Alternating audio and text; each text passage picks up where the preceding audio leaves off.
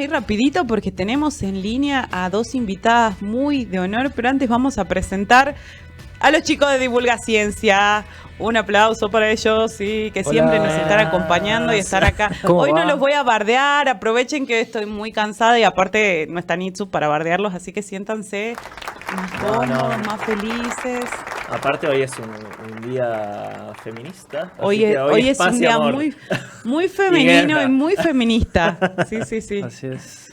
Hoy venimos a derrumbar un poco el mito, ¿no? O el tema de que se tiene siempre la imagen del científico varón, creo, Exactamente. Incluso de la caricatura, y lo hablamos un par de veces, a cuántas científicas mujeres se reconoce.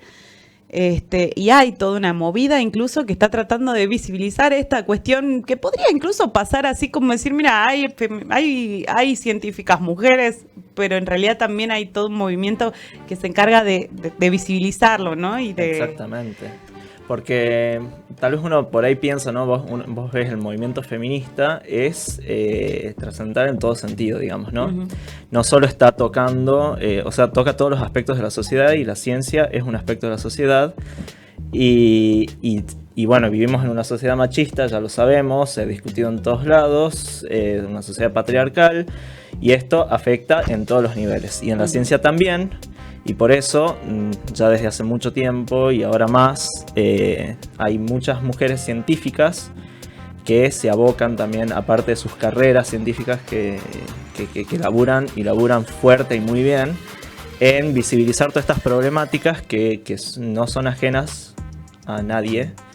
Y ahí creo que podemos hablar un poquito, y por eso traemos dos invitadas de lujo. Buenísimo.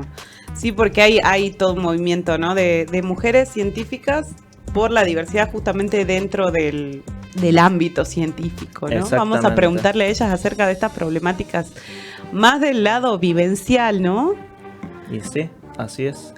Presentamos a las invitadas. Presentamos así. Hoy tenemos de invitadas de lujo a las doctoras Juliana Sánchez y Soledad Leonardi. Juliana es bióloga, investigadora del CONICET en el Centro de Bioinvestigaciones Sebio Sitnova en la ciudad de Pergamino, Buenos Aires. Es mendocina, aunque gracias a la elección de esta carrera y profesión ha vivido en varios puntos del país. Estudió la licenciatura en Ciencias Biológicas en la Universidad Nacional de la Patagonia, San Juan Bosco, entre Leu Chubut, y el doctorado en Ciencias Naturales en la Universidad de La Plata. Actualmente vive en San Pedro, Buenos Aires. Su línea de investigación abarca aspectos ecológicos y epidemiológicos de los ectoparásitos de mamíferos, principalmente de las pulgas de roedores. ¡Wow! Es feminista, hija, tía, hermana, amiga, compañera y directora de Personas para las que lucha por un mundo más justo y equitativo. Me encanta. Es una capa. Muy bien. Nuestra segunda invitada, Soledad, es también doctora en Ciencias Biológicas e investigadora del CONICET en el Instituto de Biología de Organismos Marinos en el Centro Nacional Patagónico en Puerto Madryn, Chubut. Marplatense, egresada de la Universidad Nacional de Mar del Plata, tanto en el grado como en el posgrado. Investiga las adaptaciones de los piojos de la foca y los lobos marinos al mar. Ha trabajado en esta temática hace 16 años. Es madre de una hija de 7 años, militante feminista y compañera. Buenísimo. Entonces, las tenemos ahí. Buenas tardes, Juliana, Soledad, ¿cómo están? Bienvenidas a Alterna, al bloque de Divulga Ciencia. Bienvenidas. ¿Cómo están? Estamos muy bien. Gracias por la invitación. No, acá, bueno, yo un poco para comentarles cómo llegué yo a contactarlas a ellas. Ellas estuvieron hace un poco, que yo cuando comentamos la otra semana que estábamos de congreso. Sí. Ellas han armado una mesa de discusión de estos temas, de diversidad, de la mujer en la ciencia y cómo abarcaba justo nuestra área de la parasitología, ¿no? Y se armó una mesa espectacular. Y creo que son ellas las que nos pueden hablar un poco de cuál es la vivencia y comentarnos lo que es la mujer en la ciencia, ¿no? Sí, justamente eso era lo que más me interesaba preguntar, desde un lado obviamente no científico, pero que creo que en todos los sectores sociales nos afecta un poco, ¿no? ¿Cómo es esto o sea, cómo lo ven a la integración de la mujer en la ciencia, digamos? ¿Se escucha? Sí, ¿ustedes me escuchan bien? Sí. Bueno, con un poco de lo que ustedes comentaban cuando hicieron la presentación, la ciencia como es una actividad humana y como tal tiene las mismas características que cualquier otra actividad. A priori se podría pensar, o está la idea de creer que la gente de la ciencia, con tantos estudios y demás, está exenta de estas situaciones, pero como toda actividad humana, la ciencia es machista y patriarcal, y las científicas nos vemos afectadas por esas situaciones que están tan naturalizadas que recién hace poco empezamos a ponerle nombre a lo que vivíamos, porque también la misma estructura del sistema en el que vivimos y la manera en la que se realizan las actividades naturalizan un montón de situaciones que hace poco empezamos a poder llamar como lo que son situaciones de violencia, situaciones de discriminación. Empezamos a dar cuenta de que lo que se conoce como meritocracia en un sistema como el nuestro, en el que todo se basa en el supuesto logro personal, también hace una diferencia. No es lo mismo ser una mujer científica que un varón científico, que una disidencia, y es lo que con Juli venimos tratando de visibilizar y de poner en discusión. Bueno, no vamos a hablar de situaciones puntuales porque creo que claramente todos nos imaginamos de qué puede pasar, y como dicen, es como que, por ejemplo, yo desde mi lado, recién cuando los chicos empezaron a hablar de este tema, me di cuenta de que justamente uno piensa, la ciencia, al ser algo que conlleva tanto estudio, pensé que iba a haber algo más de equidad por ahí en mi imaginario, y si uno se pone como realista, te das cuenta de que no, justamente qué tipo de acciones se toman de parte de este grupo de mujeres por la visibilización de esta equidad. No, por el momento hay como bastante llamadas de atención, y entonces han habido formación de grupos. Bueno, Sole participa activamente de la parte de género dentro del CONICET, entonces es como que de a poco se va como tratando de ir metiendo espacios, como intentamos hacer con esta mesa redonda en el Congreso, que nos parecía que era un lugar donde era necesario que se empezara a visibilizar y a tomar cartas en el asunto, porque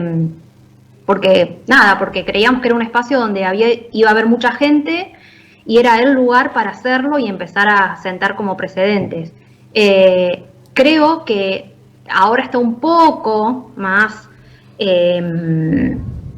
como que se está empezando a accionar en este sentido, entonces han habido posibilidades para denuncias contra abusos, ¿no? Y cosas por el estilo, pero estamos aún muy lejos de que todo sea un poco más equitativo. Que vos pensás de que en lo que sucede en el ámbito científico, y ha sucedido varias veces, yo creo que todos lo hemos escuchado en algún momento, los que estamos en la parte, ha habido ciertas situaciones de abuso en donde tal vez la becaria o la estudiante de investigación no hace la denuncia por miedo a perder tal vez la beca o perder su línea de investigación. Es un tema bastante delicado y es algo que realmente hay que poner mucho esfuerzo para que se erradique, ¿no? Sí. Quizás pongo un ratito en contexto, ya te dejo, Sole, para que se entienda, por ejemplo, nuestro sistema, básicamente el CONICET, ¿no? Que ambas, ibas a contar eso, bueno, ambas pertenecemos al CONICET, y en nuestro sistema la realidad es que si vos denunciás, o si denunciabas, ¿no? Eso conllevaba a que vos perdieras la posibilidad de seguir haciendo tu doctorado. Entonces había que poner ahí en la balanza, bueno, ¿qué hago? ¿Sigo con el doctorado pese a todo lo mal que le estoy pasando, o a un montón de gente le ha pasado?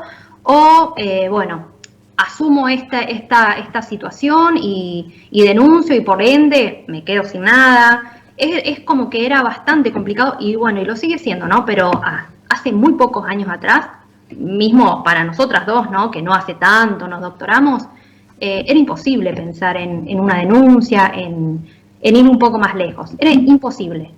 y justamente naturalizábamos un montón de cosas que son increíbles y que no hay que permitirlas desde ningún punto de vista, porque justamente somos gente formada. Entonces se esperaría un ejemplo desde nosotros, ¿no? Igual es bastante complicado, es bastante duro de pensar que hubo que esperar que haya más mujeres en posición de poder como para que estos grupos se puedan comenzar a formar y que estas situaciones se empiecen a visibilizar. Antes de eso de haber habido un montón de gente que o la pasó muy mal o tuvo que renunciar a cosas muy importantes de su carrera para poder estar bien, digamos, psicológicamente, con todo lo que conlleva, digamos, los abusos de todo tipo que se sufre de parte, sobre todo de las mujeres, ¿no? Entonces, lo que hace es más que nada un grupo de contención y ayuda para justamente poder visibilizar y denunciar estos casos. ¿Sigue habiendo muchos? ¿Se siguen enterando de muchos? ¿Siguen llegando? Todo el tiempo. También pasa que, bueno, con Juli siempre partimos de ese punto cuando abordamos este tema. Hay un momento histórico que nos trasciende, que es desde el primer Ni Una Menos en el 2015, que se cumplió un poquito ya 7 años, que nos puso en un lugar en el que empezamos a ser conscientes de la violencia que vivimos como mujeres en la sociedad en general, pero que también nos dio la posibilidad de empezar a plantearnos estas cosas en todos nuestros ambientes, en los ambientes en los que habitamos. Particularmente en la ciencia, a partir de ahí se desarrolló una movida y empezó a haber, hay agrupaciones en todo el país de mujeres científicas que abordamos estos temas, que luchamos por un sistema más justo, más igualitario, en donde ya se condene a la gente que realiza estas... Hay maltratos de todo tipo, o sea, que van desde micromachismos y maltratos cotidianos hasta situaciones de abuso físico, sexual, situaciones gravísimas. Entonces, bueno, de empezar a hacer que esto no sea tolerable, que abogar por un sistema en el que la violencia de género o la discriminación no sean tolerables. Sí, yo una cosa también de que aprovecho para decir, ¿no? Es que también si nos escuchan y nos ven, digamos, investigadores hombres, que también no hagan la vista gorda, digamos. Sucede mucho de esto, de que hacen la vista gorda y hay situaciones que son muy fuleras, muy feas, que no hay que dar la vuelta a la cara y dejar solo a las compañeras. No, tenemos que todos luchar para que esto pare, porque es realmente denigrante y es horrible. Yo conozco un par de casos, hace poco estoy hablando con una amiga de un caso bastante feo que le pasó en el exterior también, y esto no lo podemos callar, o sea, son cosas que hay que hablarlas y tenemos que generar espacios, y está muy bueno de que las chicas, que Juli Sole se pongan las pilas y muchas otras investigadoras, pero también llamo a los investigadores varones a ponerse las pilas también y tratar de erradicar esto, tenemos que hacerlos todos. Claro, es un trabajo en conjunto, sí, sobre todo. Y bueno... Respecto a eso, muchas veces los varones nos preguntan, ¿no? ¿Desde qué lugar acompañar estas luchas? Y el primer lugar es cortar esa complicidad que tienen. Exacto.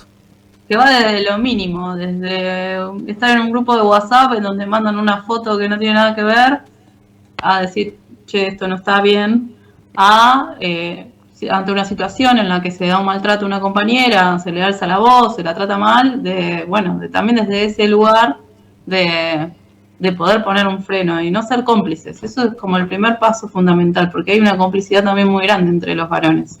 Sí, estas cosas. Entre varones y lamentablemente entre muchas mujeres también. Eso es lo más doloroso. Y casi inentendible, ¿no? Es como, no sé, jugarnos en contra. Hay muchas mujeres que son muy machistas también y bueno, y eso no se puede entender. Y eso también está, claro, así como pasa ahí, está en todos los ambientes y sobre todo con personas que crecieron por ahí con otro tipo de... Claro. De formación y de tener que bancarse ciertas cosas que las hizo llevar a naturalizarlo y y pensar que esa es la forma, digamos, cuando no la es. Sí. Respecto a números, ¿cómo está el tema de la población científica femenina y la masculina? ¿Todavía es muy desigual o cómo lo ven ustedes? En ciencia se da un fenómeno que se llama techo de cristal. Ujú. Si vos mirás, bueno, el sistema científico es como una pirámide jerárquica, hay varias categorías donde van ascendiendo. Empezás con una beca doctoral, seguís con una postdoctoral y después tenés distintas instancias en la carrera de investigador e investigadora. A medida que más ascendés, es menor la cantidad de gente.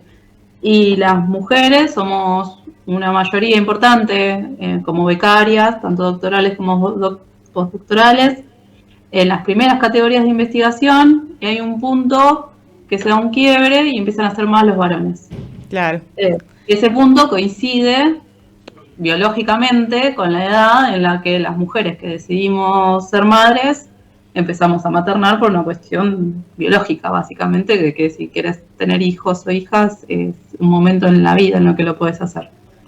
Y en ese momento empieza a haber una mayor presencia de varones y se mantiene en esa situación hasta llegar a la instancia de investigadores superiores en las que solo el 25% son mujeres. Y esto, o sea, acá me pongo un poco polémica, digamos, respecto a esto, pero es algo que noto también un montón en muchos ámbitos. Más allá del hecho de la maternidad, y que ya vamos a estar andando un poco en esto de cuáles son las medidas que se toman y de qué forma también puede ayudarse a las mujeres a no tener que postergarse profesionalmente para poder maternar y en conjunto seguir su carrera, ¿no?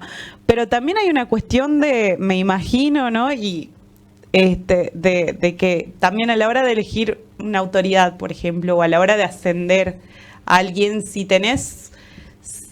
ven, por ejemplo, una mujer y un hombre que tienen el mismo currículum, sigue habiendo esa tendencia a que sea más el hombre el que tome esos puestos. O sea, ¿lo ven ustedes así? Sin necesidad En general, sí. En general, pero hay una cuestión que, bueno, Sole lo va a poder explicar mejor porque ella estuvo presente en esa reunión. La misma presidenta del CONICET dijo que sucede que la mayoría de las mujeres no nos animamos a presentarnos cuando hay que subir de categoría o a cargos más jerárquicos hasta que no tenemos o hasta que no consideramos que tenemos todo excelente o que nos da sobrado el currículum para presentarnos. En cambio, los varones se mandan. Eso sucede muchas veces. Pero además también, obviamente, en muchos casos se ha visto que si sos una mujer con hijos, y bueno, no vas a poder cumplir mucho tu tarea, por ende va a ganar un varón. Eso seguramente se ha visto en un montón de casos. Pero también tiene que ver con un poco de nuestra, no sé si es inseguridad o es lo que hemos vivido, o nos han inculcado de tener que reunir todo, no te tiene que fallar absolutamente nada para poder acceder a un cargo donde un varón lo haría 10.000 veces mejor. Claro, ¿no? es como que está la carga de parte de la mujer seguramente, como pasa también a nivel político, a nivel otros ámbitos, el tema de que sienten por ahí, una tiene un poco la carga de tener que demostrar que lo que vale, digamos, más que el varón que ya está más instalado, digamos, en ciertas posiciones. Sí. Hay un estudio muy conocido que ya tiene unos años, que se hizo en Estados Unidos, en donde lo que hicieron fue el mismo currículum, se presentó con un nombre de varón y con un nombre de mujer, exactamente el mismo. Y se mandó en distintas instancias de evaluación en cargos para universidades.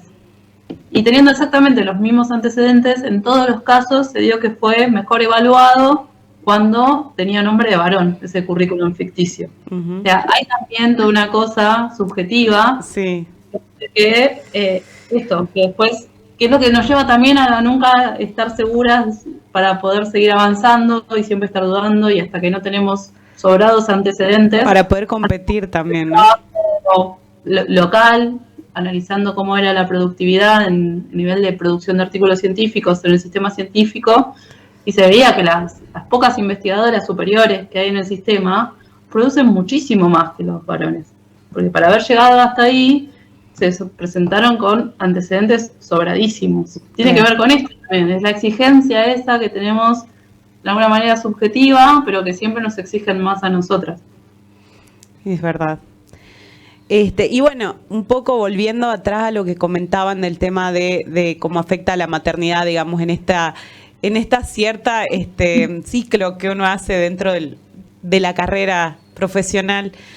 ¿Hay acciones que se estén tomando de parte del CONICET o de otras instituciones científicas para cambiar un poco esta situación? Hay algunas, Sole las va a contar ahora. Yo solo quiero recordarles que hasta hace poco las becarias, por ejemplo, no tenían licencia por maternidad.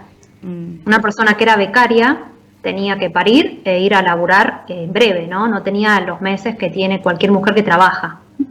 Eso pasó hace pocos años, bueno, por ejemplo.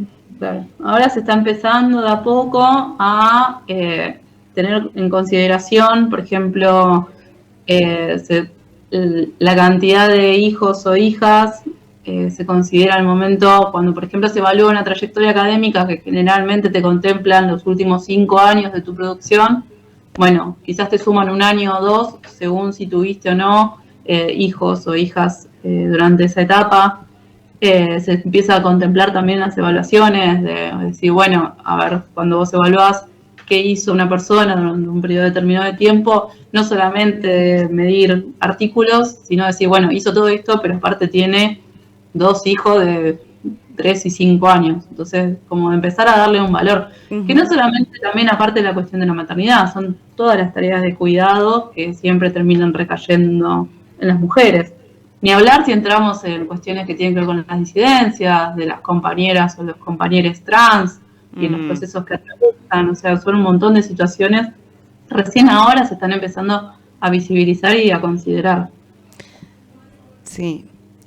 El tema de cupo, ya que estamos hablando de esto, el tema de cupo trans, ¿hay algún avance en eso?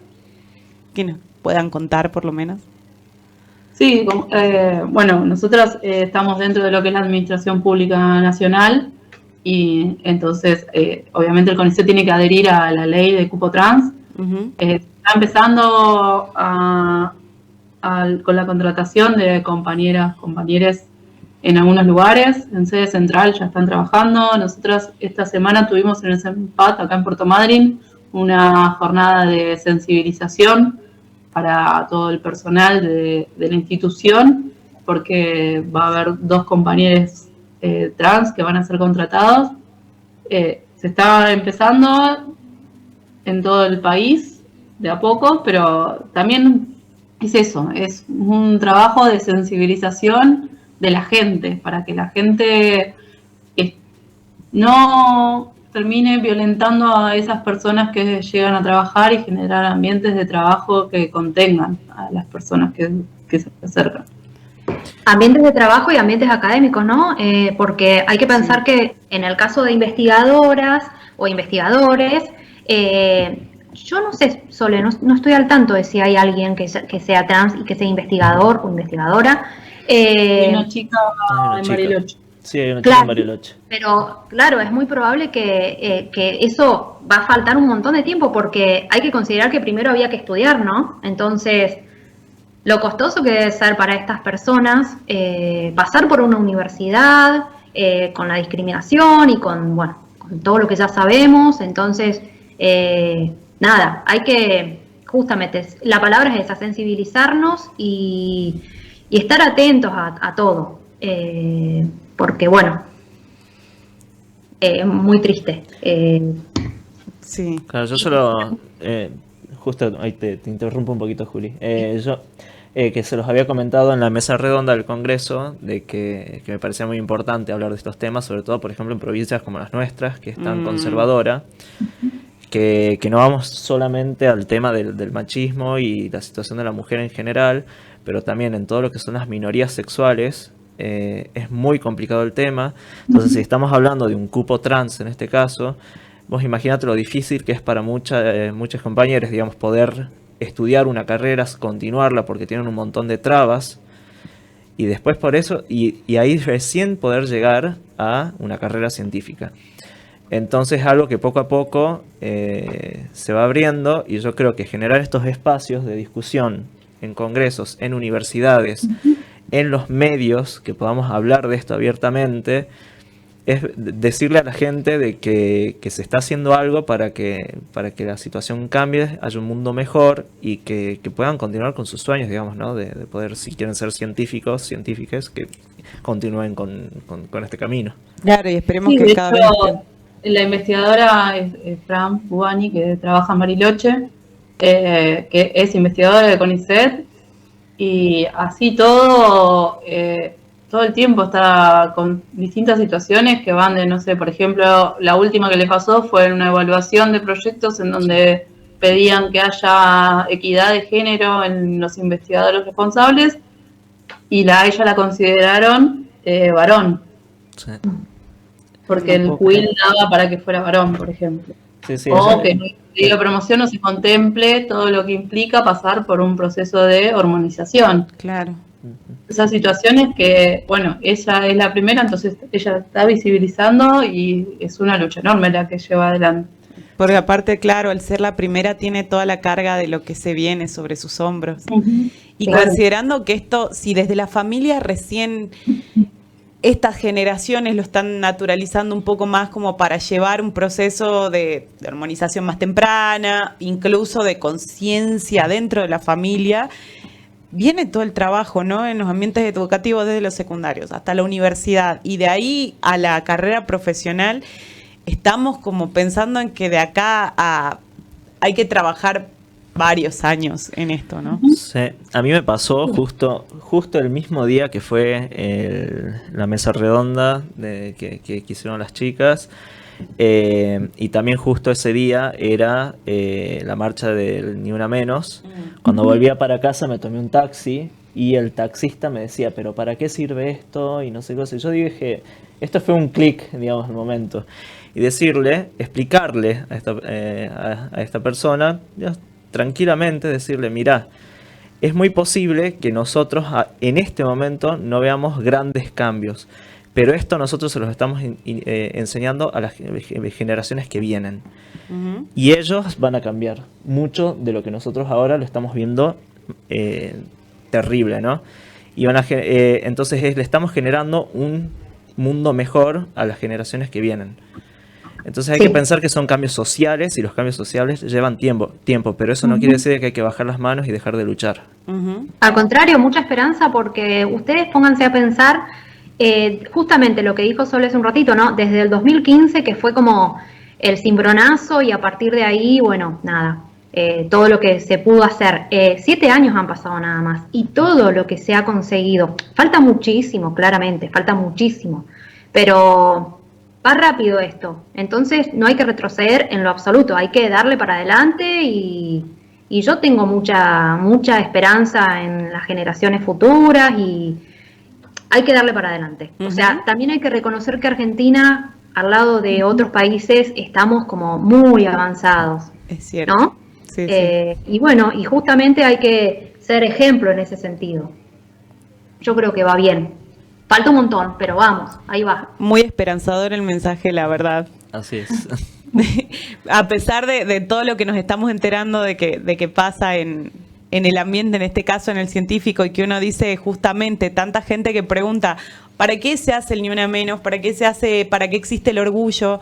La marcha del orgullo, si hoy en día todo está, si las mujeres cobran igual, y te dicen, hay en realidad uno que está del lado, justamente de este lado del género, se da cuenta de todo y más en un ambiente como el científico, me imagino que viene como un poco incluso atrás, digamos. Antes era una carrera más elegida por varones, o estaba como más instaurada la figura masculina, e incluso por ahí un poquito antes de que yo entre a la universidad, no mucho antes de que yo entre a la universidad, era como que uno entraba a una carrera de ciencias, de ingeniería, y eran 2 mujeres y todos los demás varones, porque había una cuestión de Lo mismo pasa de en las autoprejuicio técnicas, también, en las sí. técnicas también. Uh-huh. Así que Poco a poco va cambiando el panorama. Sí, va. Pues intentamos, al menos. Así que bueno, chicas, algo más que nos quieran comentar que haya quedado dando vueltas. Por ahí, que cuando empezaron a hablar, que hablaban de esto del tema, cuando uno piensa en un científico, uno habla de la ciencia y lo primero que se viene a la mente es un varón, seguramente grande y de laboratorio. Les recomiendo a ustedes y a quienes estén escuchando el trabajo que llevan adelante científicas de acá, que es un grupo de compañeras que están justamente visibilizan investigadoras argentinas de diferentes trayectorias en las diferentes ramas de la ciencia. Tienen redes sociales, tienen un libro muy hermoso donde cuentan las biografías de muchas científicas de nuestro país, incluyendo a Fran Bubani, que es esta investigadora trans que les comentaba antes. Así que si las pueden buscar, el trabajo que ellas hacen es buenísimo. ¿Cómo se llama la agrupación o la acción? No, científicas de acá, en las redes. Está en Instagram, en Twitter, en Facebook. Y si no, pueden buscar también en su página de internet, está el libro. El libro tiene una opción de descarga gratuita también. Buenísimo, me encanta, ya las voy a estar buscando, me reinteresa. Bueno, chicas, muchísimas gracias. La verdad que un placer hablar con ustedes. Gracias por la invitación. Gracias a ustedes por este programa hermoso. Y bueno, buen feliz Día del Padre. Buen fin de, chicas. Buen fin de, muchísimas gracias. Muchas gracias. Y bueno, así pasaban Juliana Sánchez y Soledad Leonardi con esta cuestión de visibilizar a las mujeres dentro de la ciencia y las problemáticas que ocurren actualmente, aunque mucha gente todavía sigue discutiendo y renegando, ¿no?, con esta cuestión del... Bastante. Sí, yo creo que es importante, bueno, no solo la cuestión de hacerlo visible, sino también hacer una suerte de mea culpa entre los que realmente ocupan los cargos de poder, digamos así, entre comillas, porque, como bien hemos apuntado, las generaciones más jóvenes venimos ya con otro chip incorporado, pero son incluso las generaciones de jefes que pueden tener entre 40 y largos hacia arriba, las que todavía arrastran esas malas mañas, digámoslo de alguna manera. Entonces también es interesante que jefes y jefas que tengan actitudes que no sean beneficiosas para sus becarios y becarias hagan también una mea culpa de por qué. Si se les va la gente, ¿por qué? Si no rinden, ¿por qué? Es también una cuestión introspectiva. Sí, y yo de paso haría un llamado, digamos, si nos ve alguien de la UNSA, de la Católica, de CONICET, de INTA, que generen espacios de sensibilización. No solo para tratar de enseñar, de erradicar estas mañas, como dice Santi, de estas cosas que solamente nos perjudican, y también empezar a visibilizar todo lo que no estamos visibilizando en este momento, que es la comunidad LGBTQ+, que necesitamos darle un espacio muy importante. Y también estamos en Salta, que es la provincia que tiene más comunidades de diferentes etnias. Sí. Y valorar estas etnias y hacerles, no sé, llegar a ellas para que puedan seguir una carrera científica también, porque necesitamos que ellos también puedan tener sus propios científicos. Hay que incentivar, hay que ayudar, hay que incluir, digamos. Incluir a todos. Claro, demostrar que no es una cuestión exclusiva para un grupo. Para el que puede, digamos. Para el que realmente quiere. Quiere y puede. Bueno, chicos, muchas gracias. Estuvo buenísima la sección, muy reflexiva. Creo que nos deja a todos con algo ahí, ¿no?, para seguir indagando. Así que muchísimas gracias. Como siempre, nos vemos el jueves que viene. Hasta el jueves que viene. Nos vemos.